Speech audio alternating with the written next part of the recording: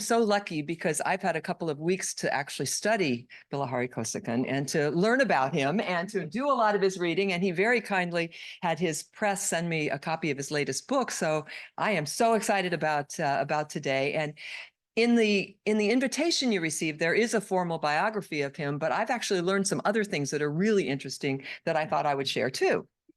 So, including, first of all, his wonderful name, which has 6 names in it, and in many ways not only embodies the history of Singapore, but also Singapore's core national value of a multiracial meritocracy that he may speak of later today.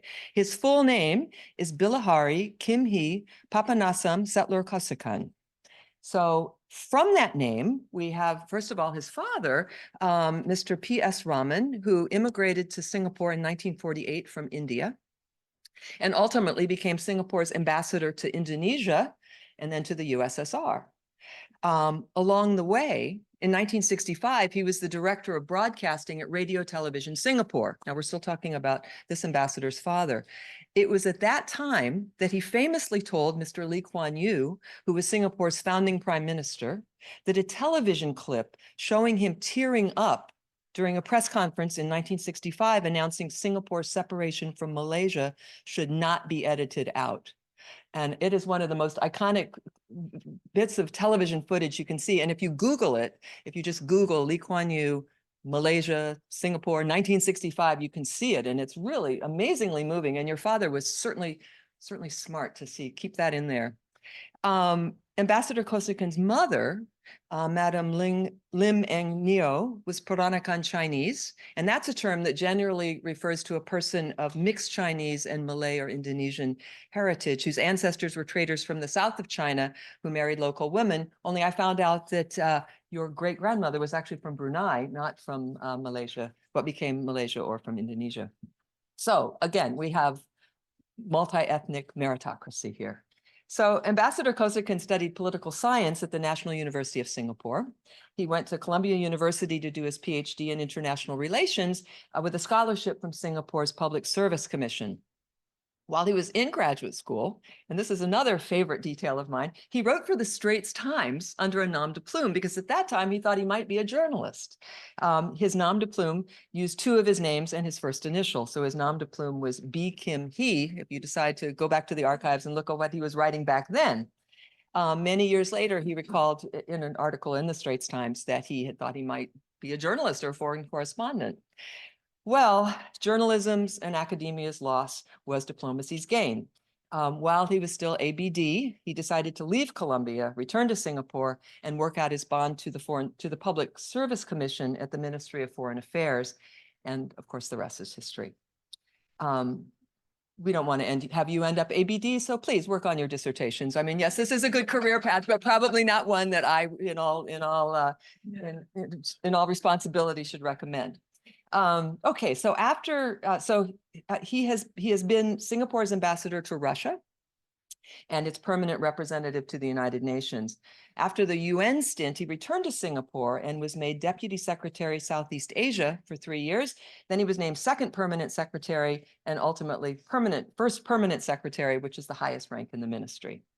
Today, Ambassador Kausikan is chair of the Middle East Institute at the National University of Singapore.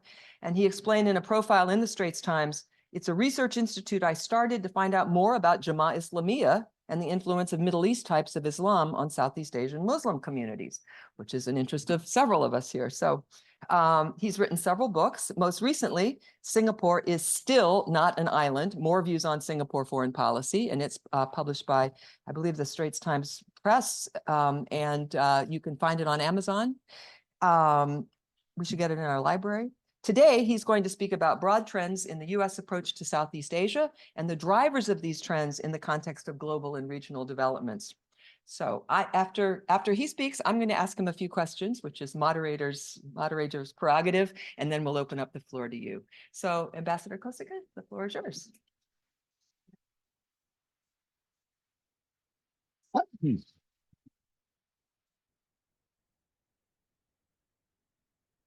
Thank you.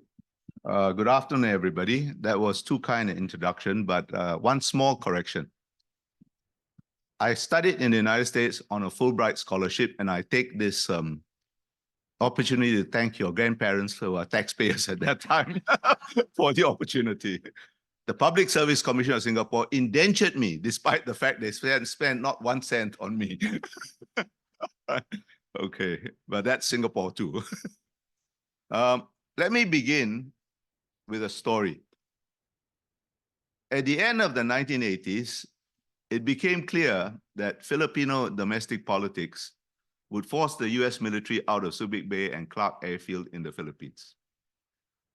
Singapore, who had never been shy about voicing our belief that the US was an irreplaceable component of any balance of power in the region, decided it was time to put our money where our mouth was and offered the US military the use of some of our facilities. Now, those of you who have visited Subic Bay and Clark Airfield know that Singapore is no substitute in military terms. If you drop our island into the bay, we will never be found again. Nevertheless, we believed it was politically and diplomatically crucial to maintain some physical US military presence in Southeast Asia. And in 1990, to give effect to this conviction, our then Prime Minister Lee Kuan Yew signed a Memorandum of Understanding, MOU, with Vice President Dan Quayle to give the US access to our military facilities for transit and logistics. I think you must have been there, Carl. Yeah. What happened? All hell broke loose. Our closest neighbors, Malaysia and Indonesia, reacted hysterically, as if we had conspired with the devil to kidnap and sell their firstborn into slavery. There was a storm of protests whose clear intention was to pressure us to renege on the agreement to let the US military use our facilities. Of course, being Singapore, we ignored them and went ahead. Now, fast forward to 2019, when we renewed that 1990 MOU at a signing at the United Nations in New York between Prime Minister Lee Hsien Loong and then President Donald Trump. What happened? The answer is nothing. Nothing happened. There was not a whimper of protest from our neighbors. Nor was there any reaction in 2005 when Singapore and the US signed a strategic framework agreement, or in subsequent years when we signed other agreements that elevated our defense and security cooperation with the US to levels considerably higher than the modest provisions of the 1990 MOU. And today, Singapore-US defense relations are in some respects more substantive than US defense ties with its former treaty allies in Southeast Asia, Thailand, and the Philippines. Singapore is not an American ally. We do not expect you to shed blood or spend treasure to defend us. We only call ourselves a major security cooperation partner of the US. Still, the change of attitude of our neighbors between 1990 and 2009 and the present day towards our defense relationship with the US and its military presence in Southeast Asia is remarkable.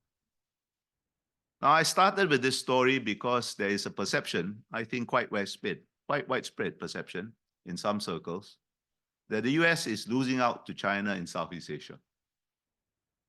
Since 2019, the Yusof Ishak Institute of Southeast Asian Studies, or ISIS, in Singapore, has published annual surveys of elite opinion in the 10 ASEAN members on a variety of issues. The 2024 survey, that means the survey was done in 2023, which was published about a week ago, showed that if ASEAN were forced to choose between the US and China, more than 50%, 50.5% to be precise, would opt for China, while 49.5% would choose the US. And this was the first time since the question was first asked in 2020 that China edged past the US. Now, I don't want to make too much of one survey result. The margins are thin and the fluctuations from the previous year was wide. In 2023, less than 40% saw ASEAN's future with China as compared to more than 60% who saw ASEAN's future with the US. And next year's survey may see further fluctuations in either direction. I don't know which direction, depending on events. I think the outbreak of the Gaza war last year almost certainly skewed the 2024 survey. But the IC surveys have consistently also shown that while China is widely recognized as influential, Beijing is mistrusted in Southeast Asia. In the 2024 survey, 43.9% rated China the most influential political and strategic power, and almost 60% rated China the most influential economic power in Southeast Asia. The comparable figures for the US were 25.8 and 14.3%. At the same time, however, 67.4% of those surveyed were uneasy about China's economic influence. And even a larger percentage, 73.5% to be precise, worried about China's political and strategic influence.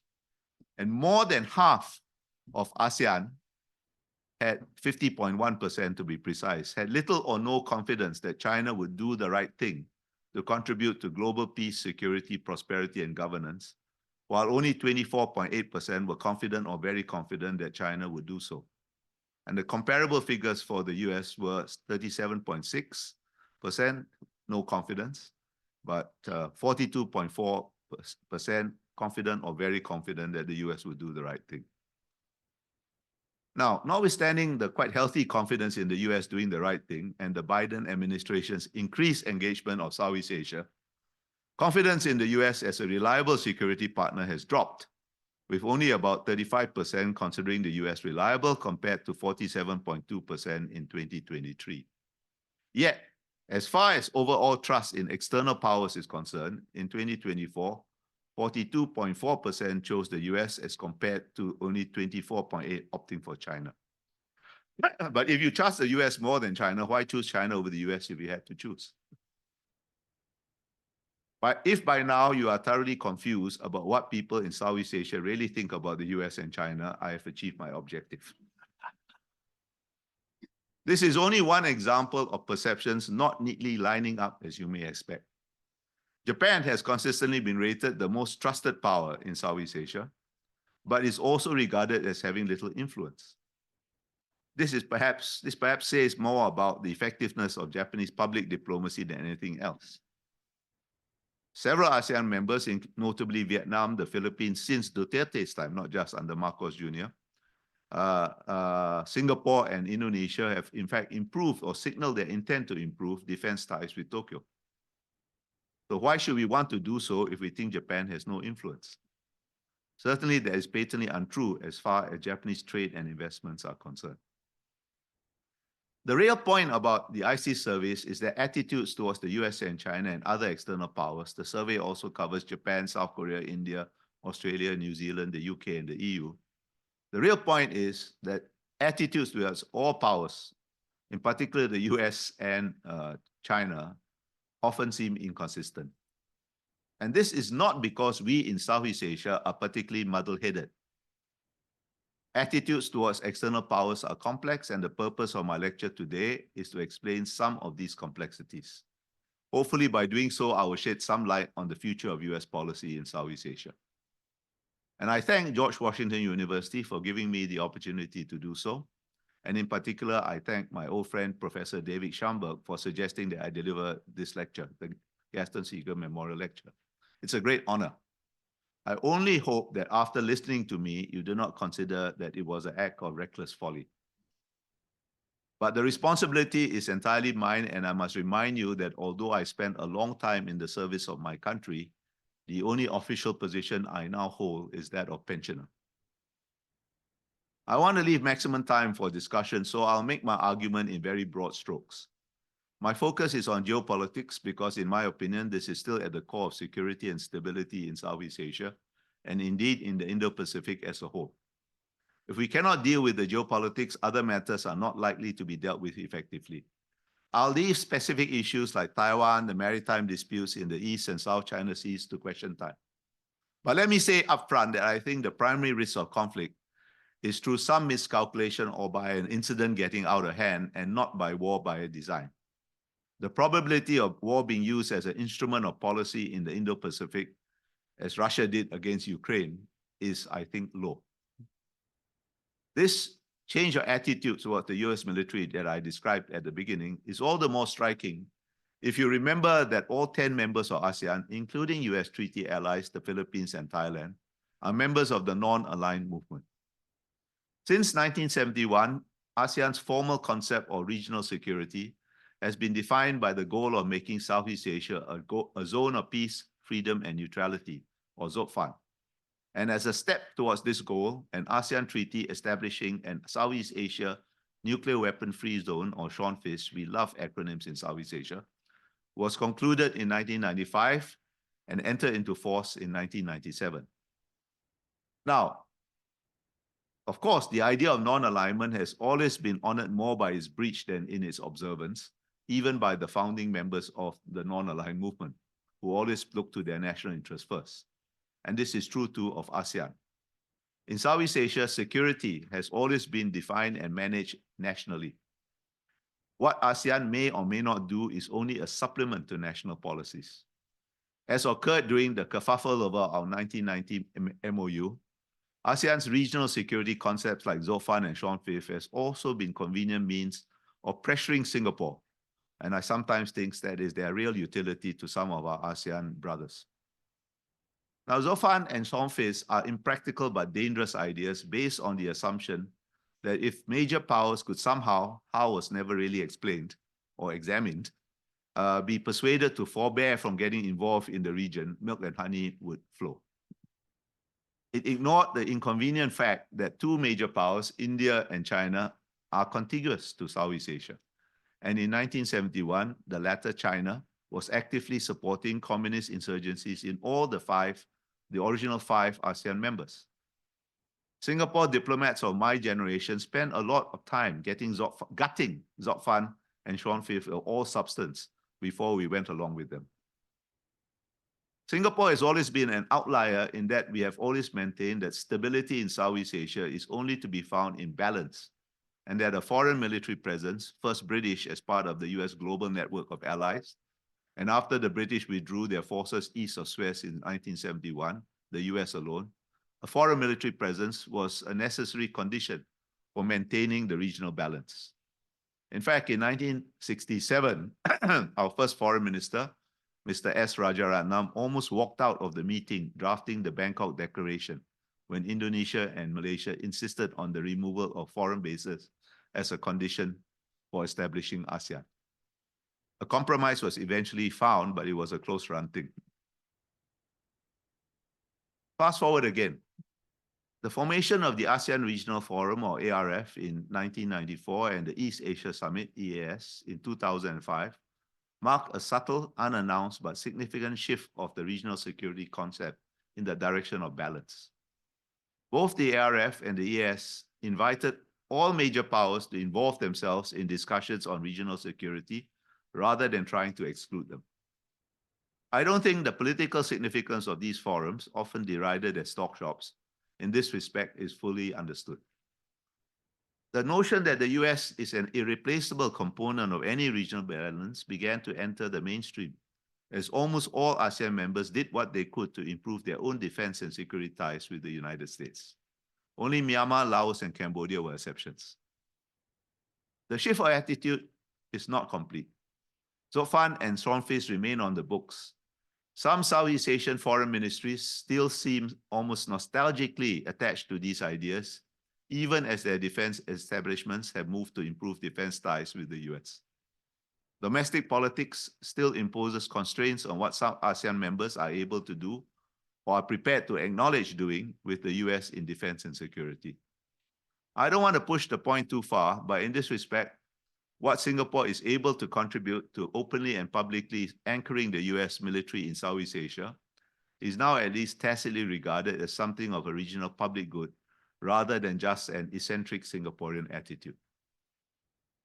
I wish I could claim this shift of attitude as a triumph for Singapore's diplomacy, but it isn't. Nor is it a triumph for American diplomacy. I think it's much more due to the failures of Chinese diplomacy. At an ARF meeting in 2010, then Chinese Foreign Minister Yang Jiechi was reported to have told ASEAN foreign ministers, and I quote, "China is a big country and other countries are small countries, and that's just a fact," end quote. China's size is indeed just a fact. It's obvious. But why so crudely emphasize an obvious fact if not to try to intimidate? Diplomacy, and those of you who are think about being diplomats should remember this, diplomacy is never all about being polite, nice, or agreeable. But resort to open intimidation is a sign of poor diplomacy. It's hard to see Chinese diplomacy in Southeast Asia as a resounding success. By virtue of its size, its proximity, and its economic weight, China will always enjoy significant influence in Southeast Asia, particularly economic influence. But big countries also have a responsibility to reassure smaller neighbors. And this is a responsibility that China has not only failed to fulfill, but as Yang Jieqi's remarks indicated and other Chinese diplomats have time and again demonstrated by word and deed, Chinese diplomacy often seems to have gone out of its way to accentuate the natural anxieties of small countries about a bigger neighbor. So the very same factors that give China influence, size, proximity, and economic weight, have thus also aroused concerns in Southeast Asia. Although not often articulated, we don't often criticize the US either, and their nature and intensity differs from country to country. Concerns over one aspect or another of Chinese behavior exist in every ASEAN member, including those very dependent on China, but they exist there, of course, as an undercurrent. Clumsy Chinese diplomacy aggravating these concerns explains the change of attitude towards the US military presence in Southeast Asia. Over the last decade, anxieties have grown, particularly in maritime Southeast Asia, given Beijing's increasingly assertive and on occasion downright aggressive behavior in the South China Sea. Underpinning China's assertiveness is the narrative of humiliation, rejuvenation, and achieving the China Dream, by which the Chinese Communist Party under Xi Jinping has used more insistently than any of its predecessors to legitimate his right to rule. This narrative injects a strong element of entitlement into Chinese foreign policy and makes diplomatic compromise difficult, except as a tactical expedient.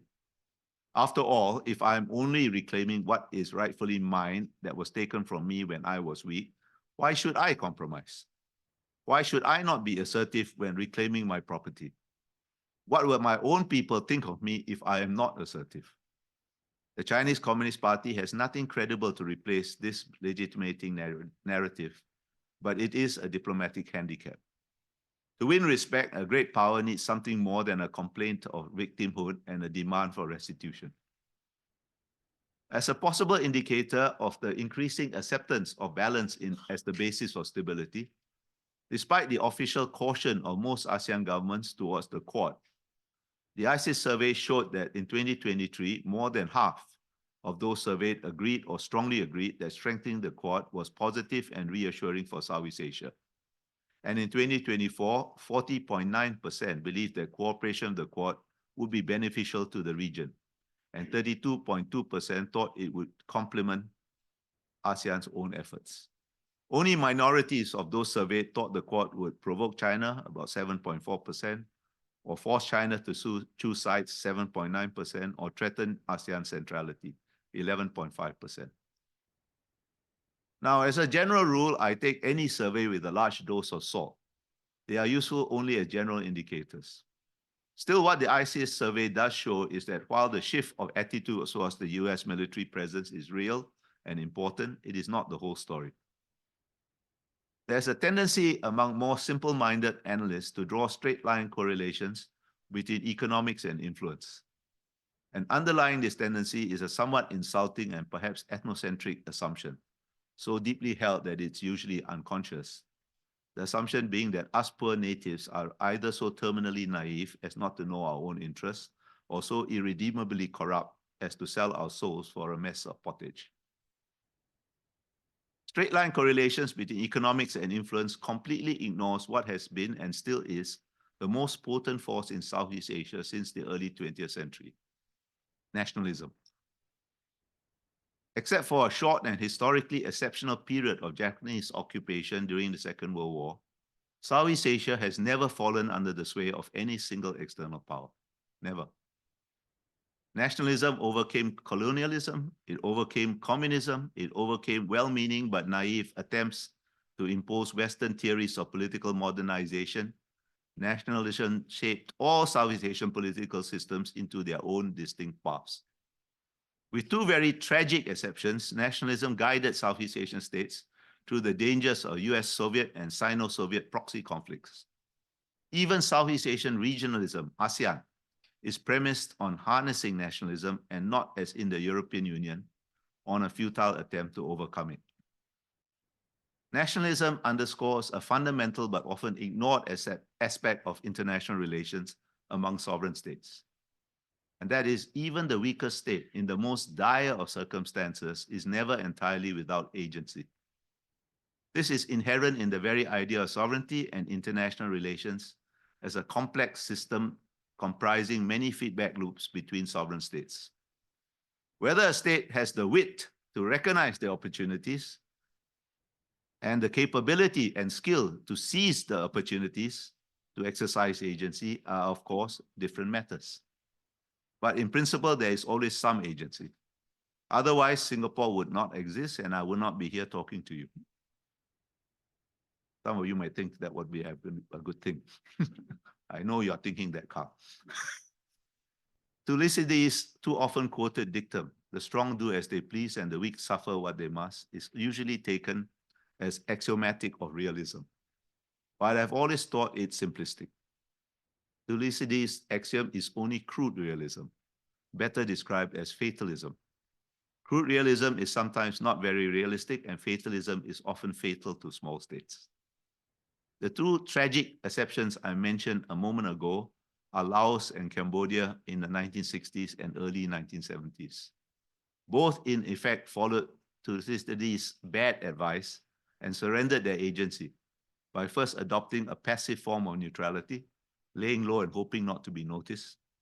And when this did not work, handing over their agency to a stronger external power with results we all know. Although strongly nationalist itself, China often makes the mistake of discounting the nationalism of others. Even though it is facing a future of slower growth, China is and will remain a substantial economic power with a growing presence in Southeast Asia. I don't believe in this idea of peak China.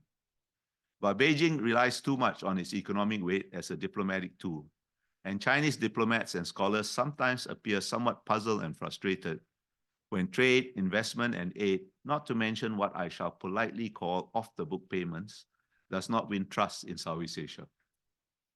I've had occasion to remind some of my Chinese friends that even the most corrupt individual can be a nationalist. Examples abound in Southeast Asian history, indeed also Chinese history. As an aside, let me point out that the US is not as badly off in the economic domain as some may think. Of course, the US has opted out of multilateral trade agreements like the Trans-Pacific Partnership, and the poisonous domestic politics of trade make any such deals impossible for the foreseeable future. The best that can be said about the Indo-Pacific Economic Framework, assuming that it survives a change in the White House, is that it is better than nothing. This is obviously not good, but the US nevertheless remains a crucial bilateral economic partner for most of Southeast Asia, indeed for most of the Indo-Pacific. China trades more with Southeast Asia, but trades more in goods, by the way. Services, I'm not so sure if you take the whole thing. I know for Singapore, actually, our trade in goods and service is more with both. It's more with the US than with China. China trades more with Southeast Asia, but 4 years ago, David Schomburg published a study of the US and China in Southeast Asia entitled Where Great Powers Meet, in which he pointed out that the stock of American investment in Southeast Asia was greater than that of China, Japan, and South Korea combined. And high-quality American investments are what the region needs to move up the value chain. China probably has an advantage only in big infrastructure projects. I think David used 2018 figures, and I haven't had time to update his numbers. But I'll bet anyone who cares to do so a dollar to a dime that the proportions are unchanged.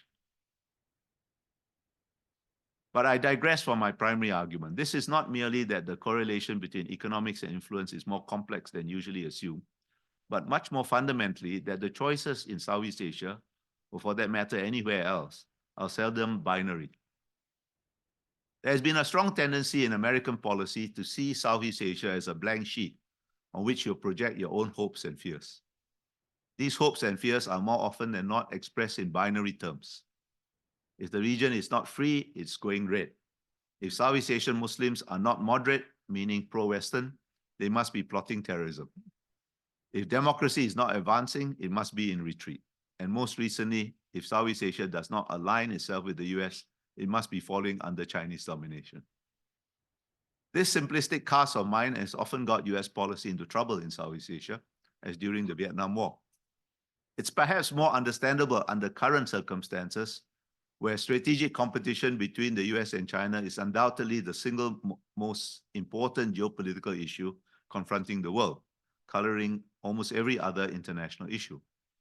But even so, a binary cast of mind is not the best mental framework in which to try to understand the nature of US-China competition, let alone how it is likely to play out in Southeast Asia.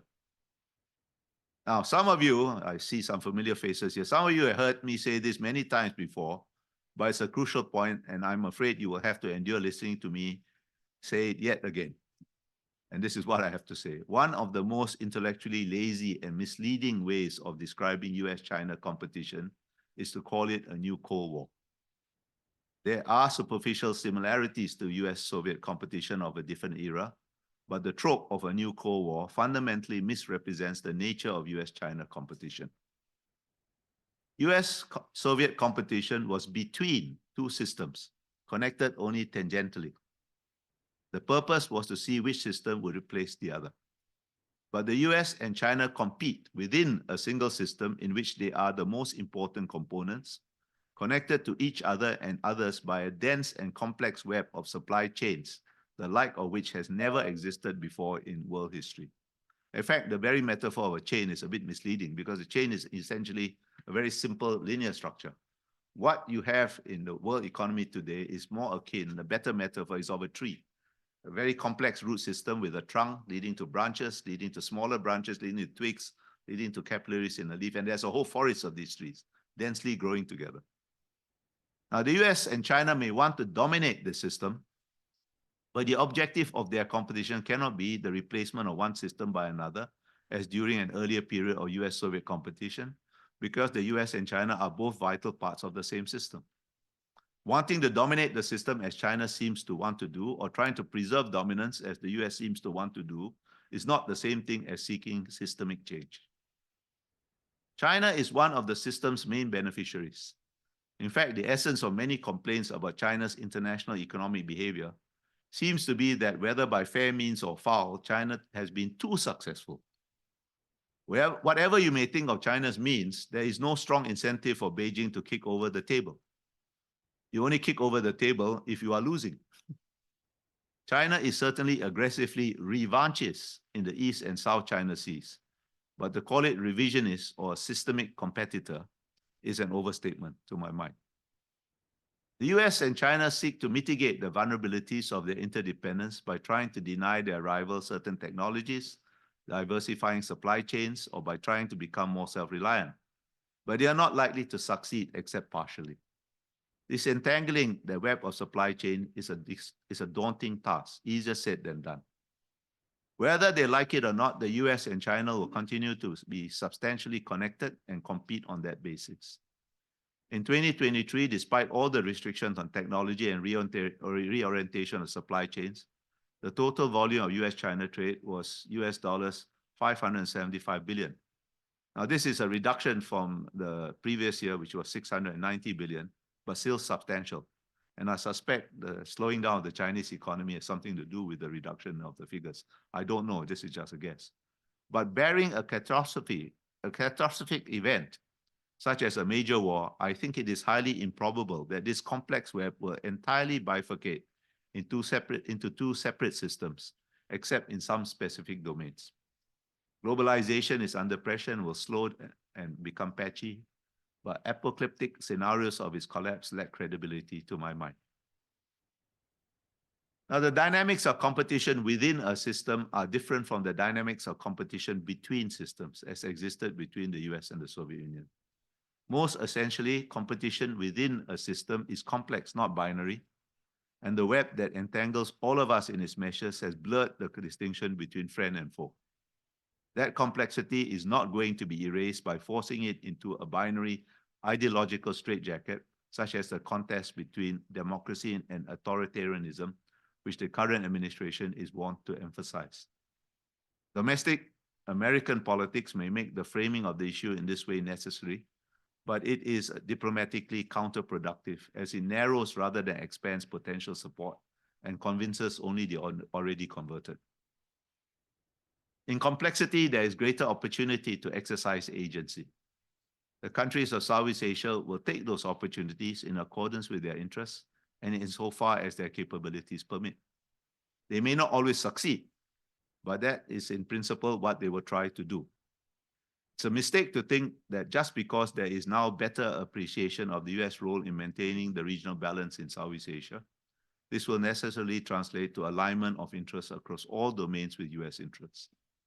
That is simply not going to happen. Neither will Beijing succeed in getting the region to align all its interests with China. Now, the US and China have often said they do not want to make others choose between them. Well, ladies and gentlemen, I'll let you into a little secret. We don't believe either of you. What do Southeast Asian countries mean when they say they do not want to choose between the US and China? The phrase is well known. What it is intended to convey is less well understood.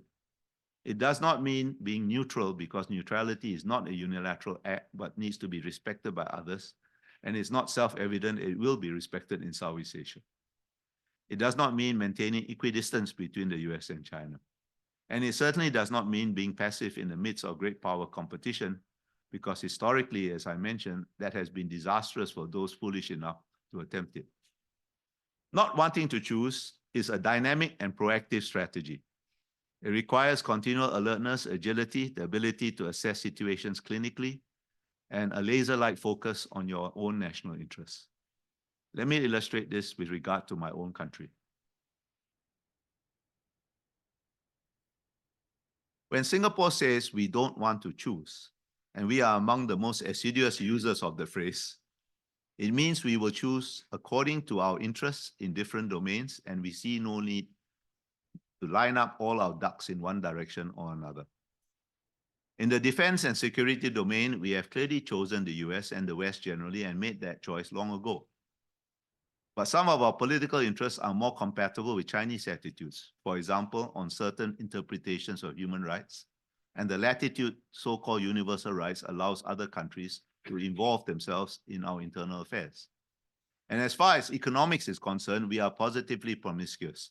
There is no trading partner we don't want a piece of, international law permitting, of course. Singapore is only an example of a general Southeast Asian diplomatic instinct, embedded in our DNA by centuries of living amidst major power rivalries, of which US-China competition is only the latest iteration. There are, of course, national variations in how and how well countries play the game. But putting all our eggs in one basket does not come naturally to most of us. Laos and Cambodia are again exceptions, but there are faint signs that at least Phnom Penh is beginning to hedge against overdependence on China. Southeast Asian diplomacy is naturally polygamous, not monogamous. The two major Southeast Asian countries that have been most successful juggling multiple interests with different major powers are Vietnam and Indonesia. Despite having fought a war with the US, Vietnam's historical distrust of China manifests most tangibly in the South China Sea. Don't forget that China forcefully expelled South Vietnamese troops from the Paracel Islands as early as 1974 and preemptively seized them on the eve of North Vietnam's victory, led Hanoi to first seek closer relations with the Soviet Union and then with the United States. But Americans should also remember that China and Vietnam are two of only 5 surviving Leninist states led by vanguard parties. However bitter the differences with and deep the distrust of China, Hanoi will do nothing with the US or anybody else that could jeopardize the rule of another vanguard party. Since 1945, Indonesia, whether as a communist-leaning guided democracy under Sukarno, a Western-leaning military regime under Suharto, or under a succession of post-1998 Reformasi presidents, has accepted large amount of aid and investments from the Soviet Union, Maoist China, the US, Japan, and Europe, but has always gone its own bebas dan active, free and active way, regardless of the wishes of those who deceived themselves into thinking that they were Jakarta's favorite patron. As Defense Minister, Prabowo Subianto oversaw significant improvements in defense relations with the US. But President-elect Prabowo chose China as his first overseas trip, but quickly balanced this with visits to Japan and Malaysia. Thailand's traditionally agile diplomacy has been handicapped by more than a decade of internal instability, and it remains to be seen if the new government will do better. Still, it is not possible to capture Southeast Asia without securing Indonesia and Vietnam, two of the largest countries in Southeast Asia, whose diplomatic histories have been characterized by their refusal to submit to any external power. Southeast Asia is one of the most diverse regions of the world. Indeed, it can be characterized by nothing intrinsic to itself except, paradoxically, its diversity. As Eric Thompson of the National University of Singapore has aptly put it in his recent book entitled The Story of Southeast Asia, he didn't pay me to do this, to give him a plug. I don't know him, in fact, personally. Anyway, I quote from him, whereas other regions of the world, such as East Asia, Europe, the Middle East, or South Asia, have been defined by external forces, Southeast Asia's diversity has been produced through complex networks of trade, ideas, and social relationships. End quote. And diversity gives the region an essentially elusive quality. Trying to capture Southeast Asia is like trying to grab a handful of jello. Those networks or some part of them will always ooze through your fingers. As a strategic crossroads connecting the Indian and Pacific Oceans, Southeast Asia is a naturally multipolar region, in that there is almost always more than one external power present and contending for influence. Multipolarity creates maneuver space. ASEAN-initiated forums like the ARF, the EAS, and most recently, the ASEAN Defense Ministers Plus meeting are intended to encourage and entrench the natural multipolarity of the region and thus maximize the scope to exercise agency to secure our interests. These forums are never going to be the primary means of doing so, but are nevertheless useful supplements to national policies. American policy in Southeast Asia has been more successful than many, including some in Southeast Asia, believe, and not just in the defense and security domain. I don't see long queues outside Chinese embassies of people applying for migrant or student visas. Still, the task before us being Americans and Southeast Asians who believe that the US has a vital role to play in maintaining stability, is how to continue to keep our security interests aligned. Relying on your rivals' mistakes is not a strategy. What would constitute a strategy? I'm not going to try to answer that question comprehensively. That would take too long and involve too many details that are best taken up during question time. I'm going to focus on one big and, in my opinion, crucial idea. The start of a sustainable strategy would be for American policymakers to place more emphasis on common interests and talk less about common values, real or imagined. This may strike some of you as a counsel of perfection, given American political culture and the imperatives of American domestic politics. I do not expect you to entirely stop talking about values, but you should at least be aware that while we may use the same words to describe values, democracy and authoritarianism come to mind, as does phrases like rules-based order, we do not necessarily mean the same thing. Values are intrinsically protean things. They are always susceptible to multiple interpretations and many applications, and hence to misunderstandings. Not every aspect of every variant of Western democracy elicits our unqualified admiration, nor do we recoil with horror from every aspect of every variant of authoritarianism. Focusing on interests requires you to deal with the region on its own terms as a region, and not as a mere backdrop to your own dreams and nightmares. And because they can be more precisely defined, interests are less subject to misunderstandings.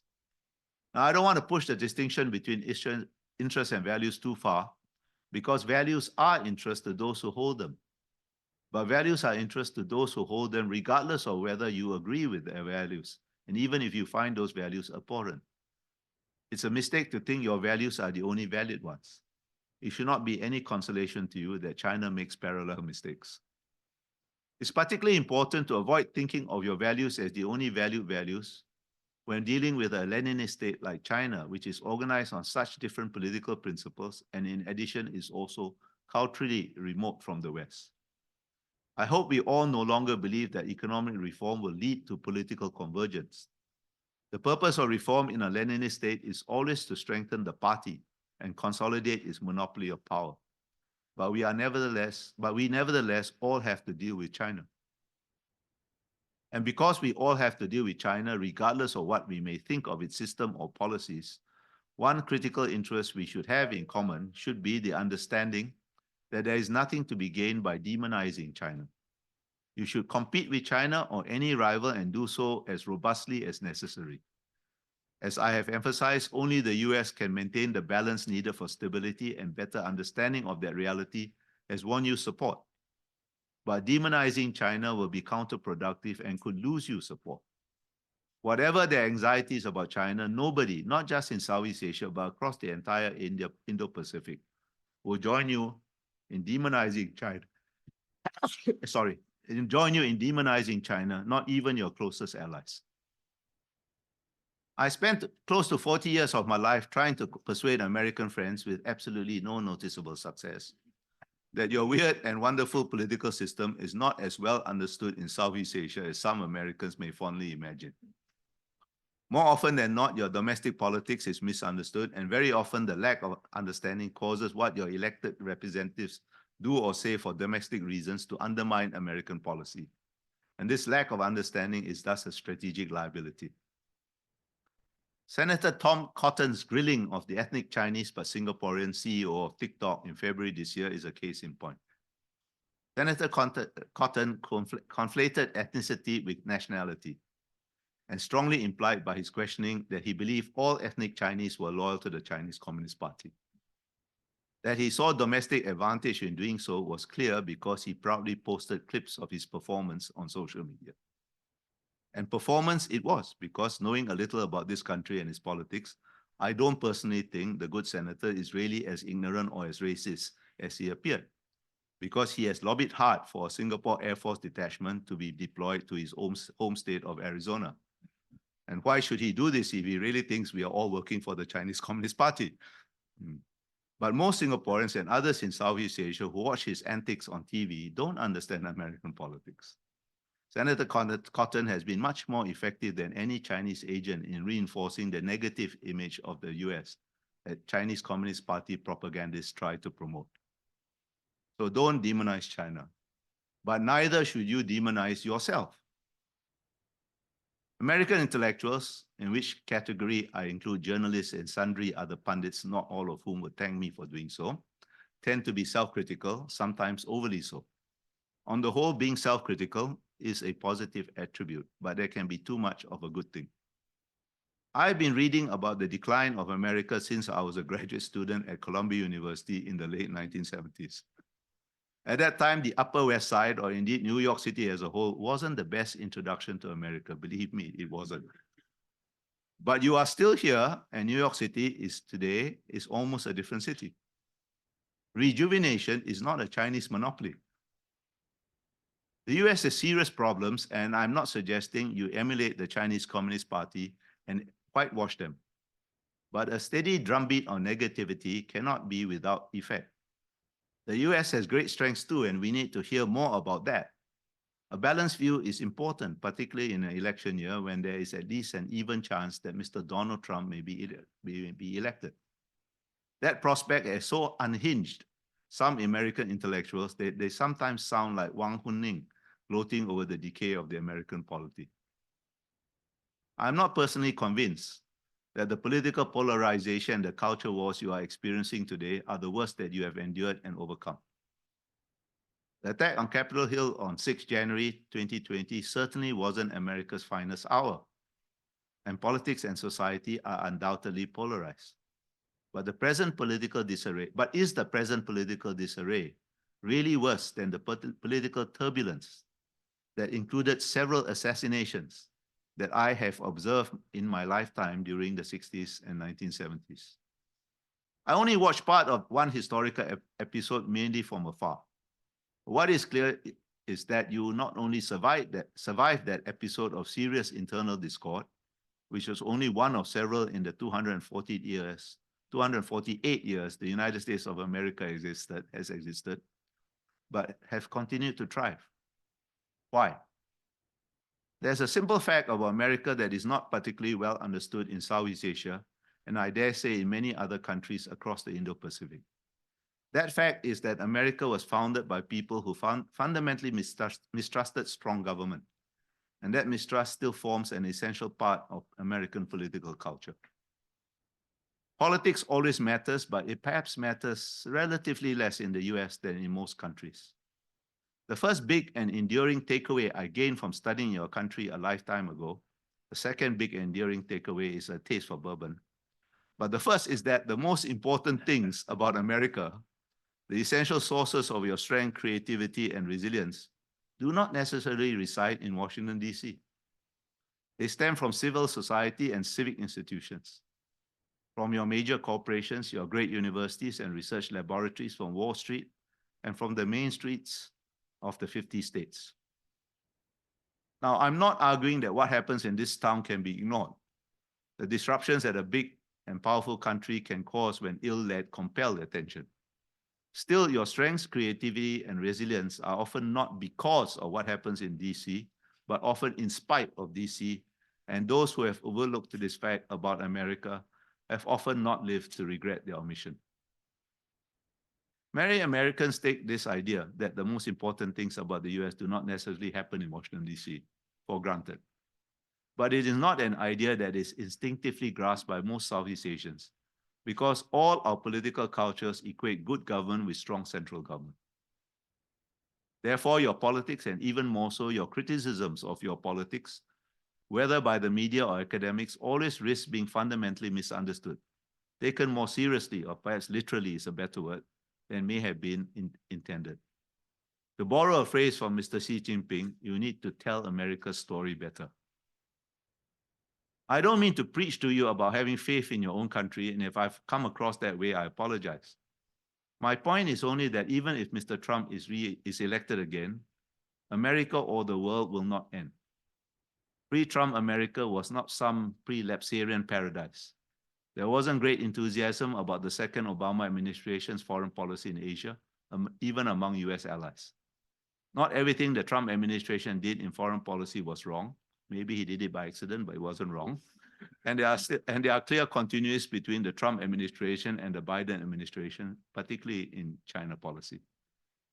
In any case, there's only one America, and we will find some way of working with whoever occupies the White House.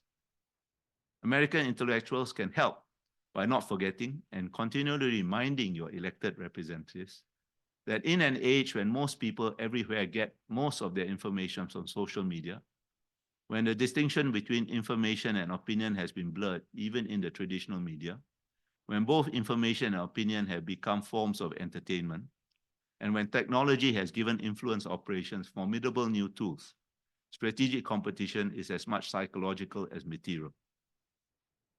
What you may intend for a domestic audience, or just to vent frustration, or over-dramatize to gain attention, may resonate very differently internationally.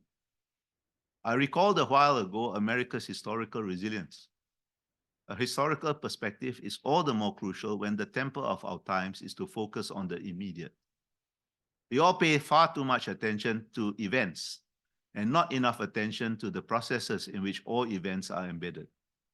This can lead to bad decisions by opinion leaders in Southeast Asia and elsewhere, whose understanding of America too often seems to be derived from the last op-ed they read. America's political mood generally progresses in waves, oscillating between crests of overconfidence and troughs of self-doubt. American intellectuals should help Southeast Asia understand both the crests and the troughs, but mistake neither for a permanent condition. There are certainly reasons to be concerned about some of the directions that domestic politics is taking American foreign policy. But in this respect, Mr. Trump is more a symptom or a catalyst and not the cause per se. At the end, I used the word catalyst in its technical sense, or something that speeds up a reaction. After the end of the Cold War, the US faces no existential threat anywhere in the world. China is a peer competitor, Russia is dangerous, and Iran's ability to disrupt should not be underestimated. But none of them is an existential threat to America. There is no longer any compelling reason for Americans to bear any burden or pay any price to uphold international order. The key priorities of every post-Cold War administration have been domestic, with George W. Bush as an exception forced by 9/11. This is sometimes presented as a retreat from the world or isolationism. But I think it is better understood as a unilateral redefinition of the terms of America's engagement with the world. Something analogous occurred in Southeast Asia half a century ago.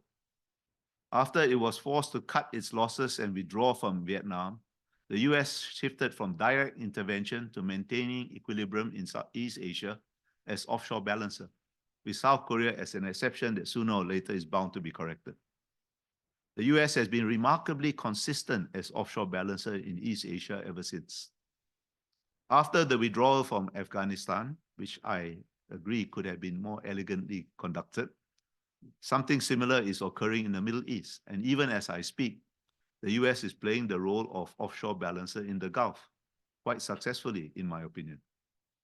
It will eventually shift to such a role in Europe too, delayed but not diverted by the war in Ukraine, something that Europeans have yet to accept. They're still in denial. An offshore balancer is not in retreat, but an offshore balancer is more discriminating, call it transactional if you like, about whether and how it gets involved, demanding more of its allies, its partners, and its friends. And in this respect, there may be less difference between the 45th and 46th presidents, and either may be comfortable with admitting. The Biden administration has placed much more emphasis on consulting allies, partners, and friends, and that's all to the good. But let's not forget that the Biden administration is not consulting you for the pleasure of your company, but to determine what you are prepared to do to help further America's goals. Call it polite transactionalism. ASEAN has been slow to recognize this new reality, and its centrality is thus eroding. ASEAN's essential purpose is to manage relations among its members, and that will always keep it relevant. But if we want to regain centrality in our external relationships, we will have to do more than just keep insisting on our centrality, and worse still, believing those who find it expedient to agree with us. Ladies and gentlemen, I've been rambling on for too long, so let me conclude by trying to draw the threads of my argument together. Far too many trees have died in futile debates over whether the so-called American century is over. Regardless of which side of the argument you take, what is often overlooked is that even at its peak, the American century was never uncontested. Competition between states is an inherent characteristic of international relations. It is a mistake to think of international order as something that must be accepted by all. For 40 years after 1945, the only international order we knew was defined by the contest. This reality was masked by the overwhelming dominance of America for a short, historically exceptional, perhaps even abnormal, period of only 20 years or so after the Berlin Wall came down in 1989. This short period was vastly beneficial to most countries, including China, but that does not make it any less exceptional or replicable. We are now back to a more normal period of world history in which order will be defined by the contest and responses to it. But the contest is no longer a straightforward binary contest because the relative global distribution of power has changed, as it inevitably always has changed throughout history, and a new kind of global economy has blurred the distinction between friend and adversary. And much of the anger and angst that infuses US politics and in fact some American intellectuals stems from denial of these facts. As we attempt to navigate this return to normalcy, all of us in Southeast Asia, all of us in the larger Indo-Pacific, including America's closest allies, confront two fundamental realities. First, we have to deal with both the US and China, and that dealing with both is the necessary condition of dealing with either effectively. Without the US, no equilibrium is possible. But without China and America that faces no existential external threat, is likely to take us for granted. Second, all of us, including, or perhaps particularly, America's closest allies and partners, have concerns about some aspect or another of American as well as Chinese behavior. The future of American policy in our region, not just Southeast Asia, but the broader Indo-Pacific, will be shaped by the tension between these two realities. The immediate response has been countries clustering around the US to maintain balance. Hence, we have the Quad, AUKUS, Japan finally breaking with the post-war Yoshida doctrine, and less dramatic but significant changes of attitude by key ASEAN members and their quiet efforts to improve defense ties with the US. But in the longer term, I think you are likely to see more fluid patterns or relationships emerging in Southeast Asia and the broader Indo-Pacific as countries, including, again, perhaps particularly US allies, seek to maximize strategic flexibility to hedge against the uncertainties of a more transactional US. Different coalitions of countries are likely to continually form, dissolve, and reconstitute themselves around different issues as their interests dictate, a condition that one might call dynamic multipolarity. Some of these groups may include the US but not China, some China but not the US, and some neither. The CPTPP, Comprehensive and Progressive Agreement for Trans-Pacific Partnership, is an early indication of the direction Southeast Asia and the broader region may be heading. This trajectory is not against American interests, unless you make it so. Acceptance of strategic flexibility by your allies, partners, and friends does not signify an end to the American alliance system, but is a necessary condition for preserving it. I've never forgotten what Mr. Lee Kuan Yew once told an American ambassador, the late Darrell Arnold. The Singapore ground is not naturally pro-Western, Mr. Lee said. He was speaking during a squabble over ill-conceived and amateurish attempt to influence Singapore's domestic politics, force us in a direction your ideology thought we should take. The message was that our support for the US is not politically costless, so don't make my life more difficult than absolutely necessary. Of course, not being naturally pro-Western does not mean we are anti-Western.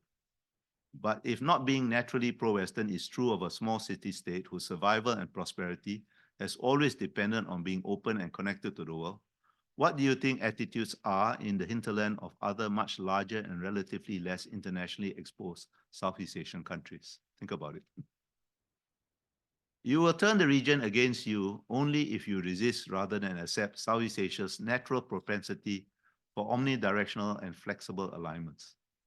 That in turn requires an understanding of the region's complexity. And this is particularly important at a time when social and cultural polarization has created strong reductionist currents in the American body politic.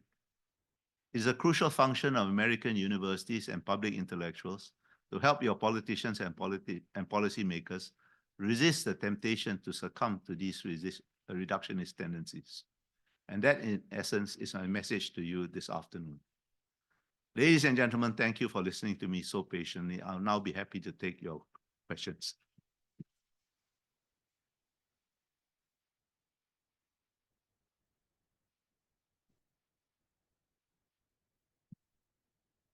All right, let me just put this.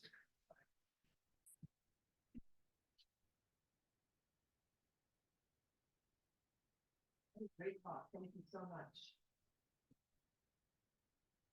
It is. A former Fulbrighter. I hope our friends from the Bureau of Education and Cultural Affairs take note of this. I've read a lot about you, and this is the first I've heard of that. So that's something we should be proud of. I neglected to thank David Shambaugh, and thank you so much for mentioning him. It was due to his determination that we got you here, and so we're all grateful to him. I know that lots of you have lots of questions, and so I really only have 3, which I'm going to do quickly. We have lots of experts here on China, and I know that everyone is going to want to ask about that. But as one of the few people here who actually study Southeast Asia, I would like to press you on 3 things that you mentioned today, which you explore much more in your book. And I would strongly urge everybody to get a copy of Singapore is Still Not an Island. It's a terrific book, and our library has got to get it. You've written in several times about China's dream, this idea of, uniting Chinese, overseas Chinese everywhere. Can you explain to us why the idea that does not really resonate in Southeast Asia, and why in Singapore in particular, nobody wants to be called a Chinese country? I wouldn't say nobody, but I think it's a minority. The China dream, the narrative of humiliation, rejuvenation, and achieving the dream is been around for a long time. In 1947 or 48, I can't remember, just before he had to flee the mainland, Chiang Kai-shek published a book entitled China's Destiny. If you poke around in second bookshops, you can still find it. And that book is exactly the same narrative. Just cross out Kuomintang and insert Chinese Communist Party. It's exactly the same narrative. Because that is how, put it this way, ever since the end of the Qing dynasty, the essential legitimacy of every Chinese regime, whether it was the late Qing, the Republicans, Maoists, or post-reform, or Xi Jinping's own unit, has rested on its ability to defend China's sovereignty and territorial integrity. And the China dream is an essential part of that. Now, the trouble is, Xi Jinping, everyone has used it. Xi Jinping has used this narrative much more insistently than anybody else. Why? Because in 2001, the Chinese Communist Party allowed capitalists, to call them by the proper name, to join the party. So class struggle has no credibility as a legitimating narrative. I don't think there are anybody. There are probably more people in American universities or European universities who believe in class struggle than there are in China. Okay? All right? So you need a legitimate narrative, and you turn to nationalism. This is a very ethno-nationalistic narrative. The problem is that there are many China dreams. Mr. Xi Jinping's is only one of them. Taiwan doesn't share it. The Hong Kong people don't share it, but they were betrayed by the British in long ago, 1984 to be precise. Everything else was just details worked out. And certainly not the overseas Chinese in Southeast Asia. The China dream of Indonesian Chinese is not exactly the same as ethnic Singaporeans or ethnic Chinese, ditto for Malaysia, Thailand, Myanmar, you name it. And certainly Chinese communities in North America or around the world don't have the same dream. So it's one of the many flaws of Chinese foreign policy that has placed so much emphasis on this. It's something that limits your appeal rather than expands it. And they haven't found anything else. Things like the Global Security Initiative, the Global Civilized, these are kind of weak attempts to find a larger and more appealing narrative. But, if you happen to find out what the Global Security Initiative means, please tell me. So they use it, but it's not very effective. Mm-hmm. Certain segments are attracted. Now, for Singapore in particular, I think it's an existential issue for us. 3/4 of Singapore is of Chinese ethnicity, but we do not define ourselves as a Chinese country. We define ourselves as a multiracial meritocracy. Not perfect, there's no perfection to be found in heaven, but still we take it seriously. That's why there is a Singapore. That's why we are not part of Malaysia. And we are unique in this respect because every other country, from Northeast Asia right down through the Middle East, defines itself either explicitly or implicitly as a hierarchy, either ethnic and or religious hierarchy, sometimes explicitly, sometimes implicitly. And even in the United States, what do you think the Make America Great movement is about? It's an assertion of a particular kind of hierarchy, which they imagine was America and was lost. Well, I'm so glad you mentioned this because in a lot of your writing, you quote Singapore's first foreign minister, S. Rajaratnam, his 1965 speech to Parliament, where he said, "Our ultimate goal is the preservation of the national values on which our society is founded." And you usually say that national value is a multiracial meritocracy, and that's at odds with a notion of a Chinese dream where you're a Yeah. Chinese country. That's why whenever we have a periodic squabble with China, and we have many periodic quarrels with China, some publicized, some not publicized, this is always the essential issue. See. I've come to the very sad conclusion that while China can intellectually understand why an ethnic Chinese majority country is multiracial, they cannot emotionally accept it. And conducts diplomacy in English, right? No, when we talk to Chinese officially, and our prime minister is perfectly bilingual, Mhm. we always use English. Yeah, I found that fascinating. If you're having a coffee or something like that and speak Swahili if you like, but in official things we always speak English to drive home the point we are different. Yeah. Yeah. Well, the other, you mentioned the second thing I was going to ask you about, but I'd like to finally ask you about binaries. And this is a big theme in throughout your work, right? That Westernization, modernization versus Asian values, or China versus the US, or democracy versus authoritarianism. And I'd love it if you could give us a few more examples of the latter. Where has the US emphasis on seeing democracy and authoritarianism as a binary confused things, or failed to recognize the complexity of the region in your view? So because there are what many, has happened? both are protean terms. There are many types of democracy, and there are many types of authoritarianism. And look, what is democracy in essence, right? In essence, democracy is the idea that sovereignty does not reside in God or some bloodline, it resides in the people. And historically, you're a historian in the 20th century, from this quite radical idea, three types of mass politics evolve. You have Western liberal democracy, you have fascism, which is a form of mass sovereignty, and you have communist people's democracy. And as a point of intellectual history, all have valid roots in this idea. And today there are many variants. There are many variants. So, you look at, it's not the first time, Summit of Democracies, right? The recent one in Korea, and there was an earlier one, I even forget where. You look at the people who are invited, right? Or not invited. It's quite absurd. Well, and not the first time, by the way. The Clinton administration also had something similar. Yeah, well, you give an example from Indonesia, which I found interesting, and I guess this ties in with your Middle East Institute. I think you write that Clinton's democracy promotion in Indonesia led to an unleashing of political Islam. Is that? Yeah, I think so. Look, one thing that Sukarno and Suharto had in common is that they had a secular idea of Indonesia. There is still to this day several unresolved tensions in the idea of Indonesia. One is it a theological idea of Indonesia, or is it a nationalist idea of Indonesia? Sukarno and Suharto settled this debate by force. Right. Right?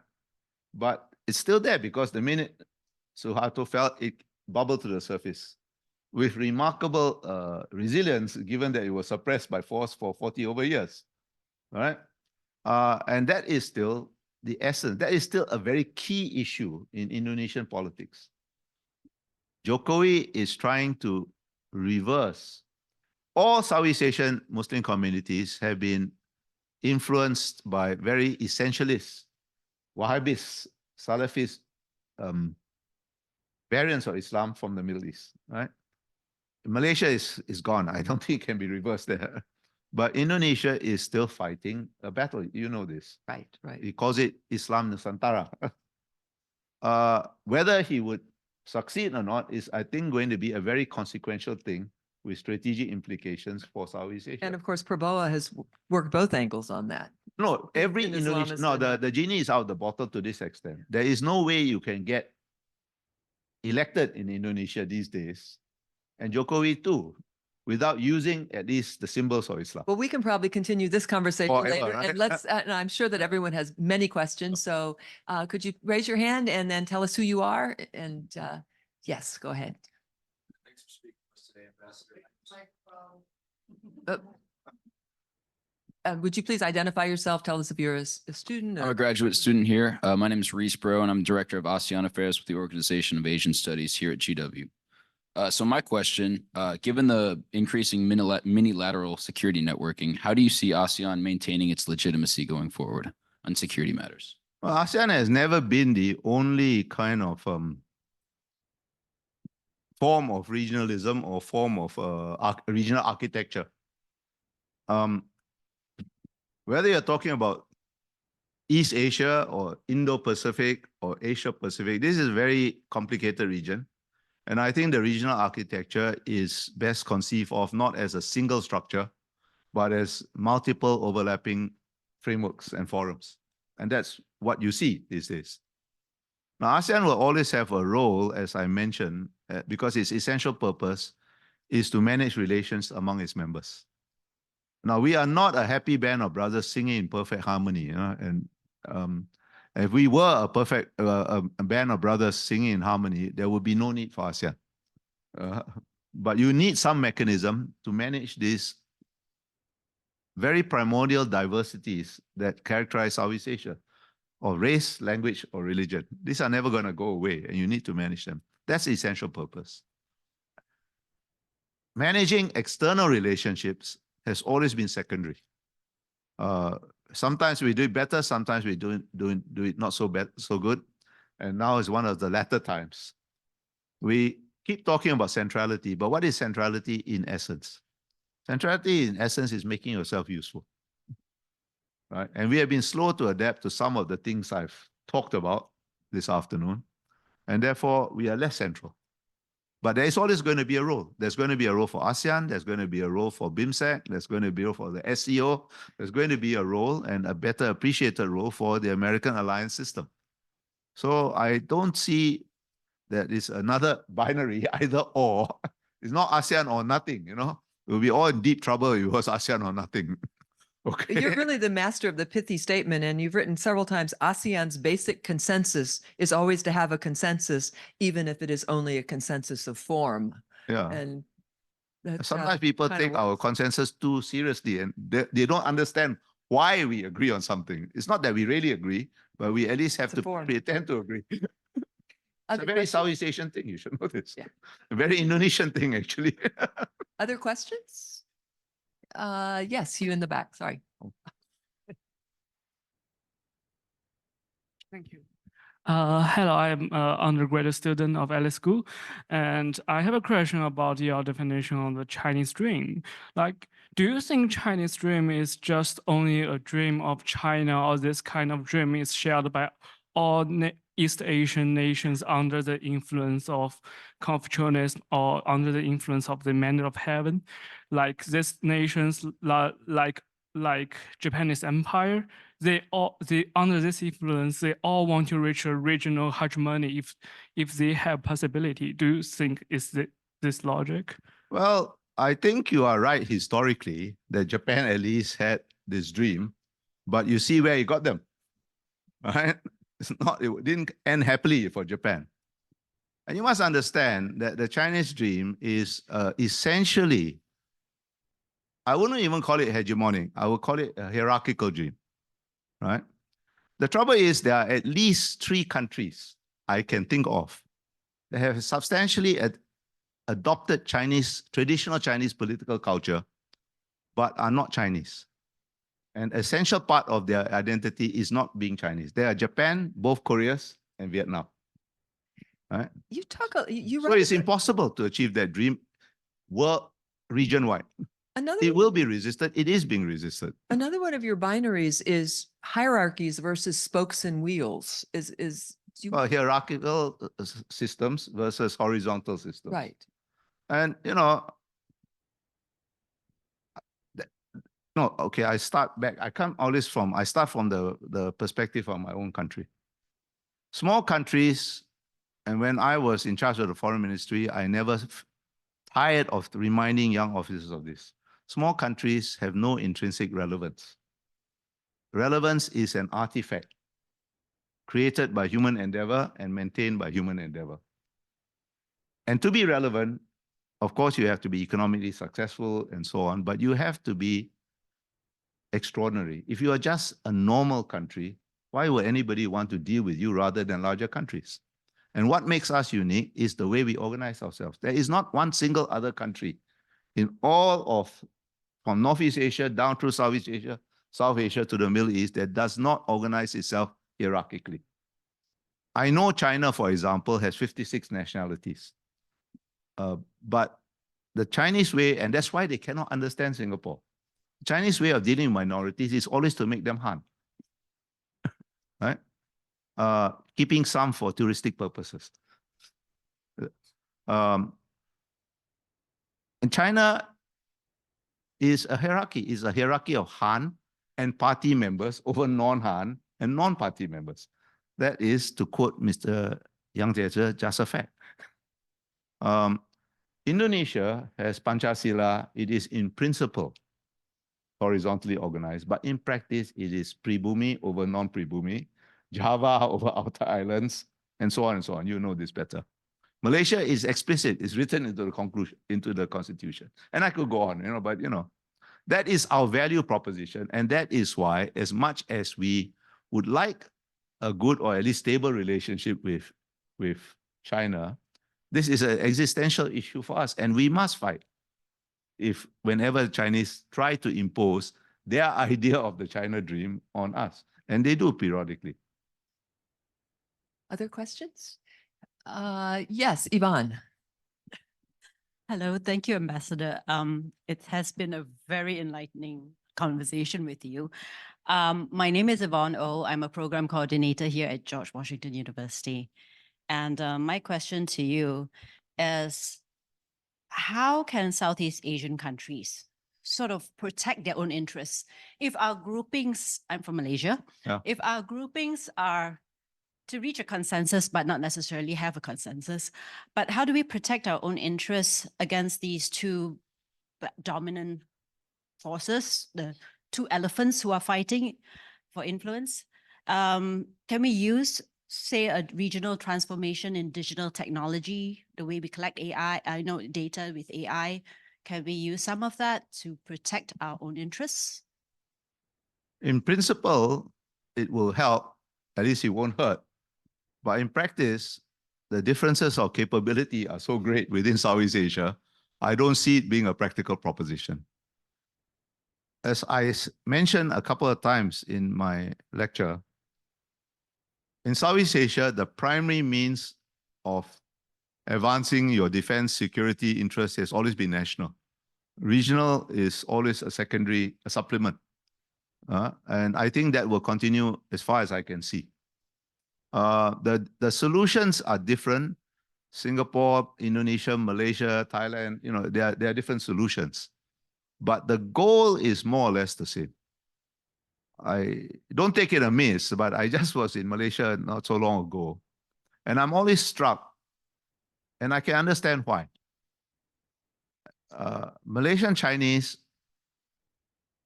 in a way, are they feel the least agency of all the Chinese communities in Southeast Asia for obvious reasons. Right? I have quite a close friend. He studied with me in the University of Singapore. When I went, it was called the University of Singapore, not a national university, because a lot of Malaysian Chinese obviously came to Singapore to study. This is in the early 70s for obvious reasons, right? And he went back to Malaysia, many didn't, right? And he became very successful. And he remade himself as a kind of a professor of practice in one of the Malaysian, I won't mention who because the guy is a friend. And I was shocked not so long ago when there was a small round table we were at. He got up and said, we Malaysian Chinese, unlike you in Singapore, we see the Chinese embassy as an alternative source of authority. And I was shocked. I took him aside later and said, look, 40, 50 years ago, I thought you were an idiot, and age obviously hasn't improved you. Because even if you think so sincerely, don't say it in public, you idiot. Right? Anyway, it's wrong. You think the Chinese are going to sacrifice their relationship with how many Bhumiputras to save you? You better come live in Singapore. Right? So I can understand why many Malaysians, I don't think all, think that way. But the Indonesians, for example, don't think that way. They are quite happy to use Xi Jinping's definition of a China dream in a very transactional way, but they know quite recently what can go horribly wrong for them. The Thai Chinese community has a different solution, but it's basically national solutions. And capabilities differ. For example, Laos has decided to throw its lot into the Chinese hat. And I think it's going to lead them to disaster eventually, but it's their choice. And I can see why they made their choice, because who else is going to invest in Laos on the scale they need? Nobody. But digitalization, I think it's a good theory, but I cannot see it being implemented in a practical way. Mike and then Carl.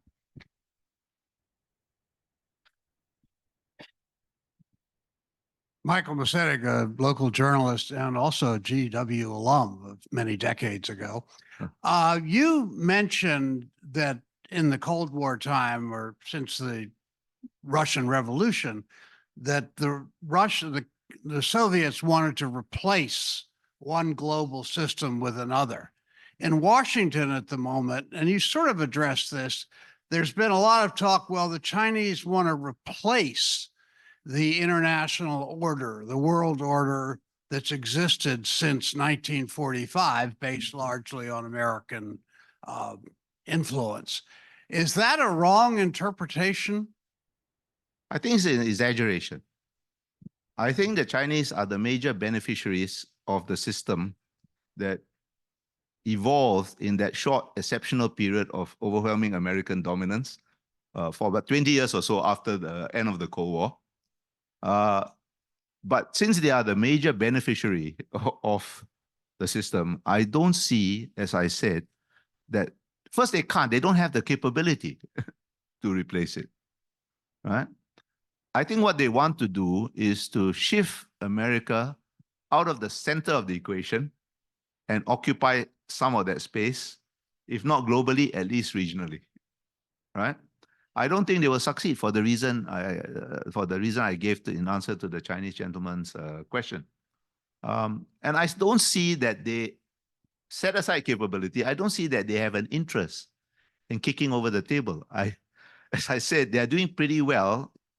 And you only kick over the table if you're losing. You know, I got that from cowboy movies. You've seen it. They're playing poker and then suddenly somebody loses and he stands up, kicks over the table. And it's usually the fella who's losing, not the winner. The winner just rakes in the chips, you know. China is not doing as well as it used to. And there are good reasons for that, structural reasons, political reasons. But I don't think they are doing badly. As I mentioned in passing, I don't believe in this idea of peak China. China will face a future of slower growth for many reasons, political as well as demographic and economic reasons. But last year, China grew 5.2. At least they said China grew by 5.2. And let's take them at their word. 5.2% is much worse than they used to do. But that's about adding an Australia to the world GDP a year. And that's not bad. I wish I had that kind of peak. So I don't think they have any real interest, let alone capability, of changing the order, because they would like to dominate it, as I said, shift you aside and take your place. But that's a different thing from seeking systemic change. I've just gotten the signal that we need to speed this up and end. So Okay. 2 last questions, Carl, and then Joel. First of all, I would like to say that I agree with virtually everything Good that God, that's bad. Bilahari had to say, thereby diminishing both our reputations. But I'm struck by the unpredictability of international affairs. What happens if your initial caveat turns out to be untrue? What happens if a Philippine naval vessel is sunk by a Chinese naval vessel and they invoke the US-Philippine Defense Agreement? What will Singapore do? Well, first of all, I don't think the US has an obligation to defend the Philippines as it has of the same kind as it has to defend Japan, for example. There's no Article 5, NATO Article 5 in any of the... it is much closer, but that's political decision by a particular series of administrations. Whether that will hold is another matter. I think I'm often asked this question when I was not just with the Philippines, vis-a-vis Taiwan, vis-a-vis everything, right? When I was in government. And I always gave the same answer, which is a sincere answer. And the answer is, what will Singapore do? Well, it depends. No, really, because there are different, this is not something that can be answered hypothetically. If there is an unprovoked attack on a Philippine vessel, that is one scenario. If there is an unprovoked attack on Taiwan, that is one scenario. If Taiwan or somebody does something, that's another scenario. So it really depends on circumstances. There is one thing that I didn't mention because it will just make the damn thing too long, right? That's nuclear deterrence. China is pouring a lot of resources into improving its capability to deter. I don't think its present capability to deter is very great, you know, but they are improving, they will get there. Once it gets there, the same question that Charles de Gaulle posed decades ago in Europe will be asked, is being asked quietly now, not so quietly in South Korea, by the way, but in Japan and elsewhere. Will Los Angeles be sacrificed to save Tokyo or Seoul or Manila? I think the clear answer is no.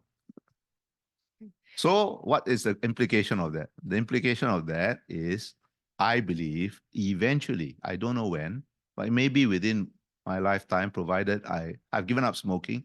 I don't think I want to give up drinking, but but if I live long enough, I think you will see Japan and South Korea on a trajectory to have independent nuclear deterrence within the American alliance system. And Philippines will not have a nuclear deterrent. Okay, we will let you continue this another time, and Joel Kuipers can have the last question, and then we will adjourn. Yes, thank you for a really stimulating talk. Actually, my question, my name is Joel Kuipers, and I'm a professor of anthropology and international affairs here at GW, and I teach courses on Southeast Asia. One comment that you made that I can't get out of my head is that you, and I very much appreciate it, is that you said we pay too much attention to events and not enough to processes. And that's a way of thinking about the history, and that actually is reflected also in some of your comments just now about what would we do in certain events. And I was wondering if you could talk a little bit more about that as a mode of historical thinking for Southeast Asia.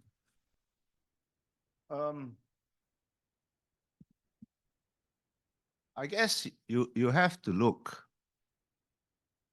at international relations as a flow, as a process. But the way we study it, whether you are in a university or in a government, necessarily slices it up into responses to events. It can't be helped. But I think we need to always be conscious that things do not occur in isolation. Even if there is, as Carl hypothetically postulated, if there is, okay, I remember, I'll give you one example, building on Carl's example, right? The South China Sea disputes have always been there. They've been there before there was a Maoist China, because the Republican China and Taiwan today has exactly the same claims, right? But the responses to these claims have differed. I remember that when Mischief Reef first became an issue, which was sometime in the early 1990s, we had great difficulty persuading the administration of the day to take this seriously. We had great difficulty saying, this is serious, please help us. Because only you can deter China, right? And it took some persuasion. And the final, and it was not that we wanted you to send gunships or anything, you know. We just wanted you to say something, right? But I think it was Secretary Baker, if I'm not mistaken. Do you remember, Carl? Around that time, anyway.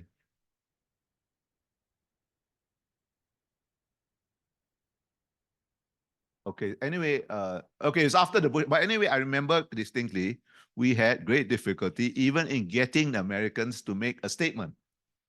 Now, this is what I mean by flow. Now it's gone in a different direction, but when nuclear deterrence is established by China in a credible way, it may go back. That's why I see, and therefore, you have the country that understands this best in Southeast Asia is, I think, the two I mentioned, Indonesia and Vietnam. They have a naturally historical view of things. They don't have to do it consciously. They instinctively do it that way because they have long histories. I think we need to end Yeah. this. To me, one big lesson is that we all need to study more about Southeast Asia, and we're in the right place to do so. Ambassador Kausikan, thank you so much. We're so grateful. And No. Well, thank you for inviting me.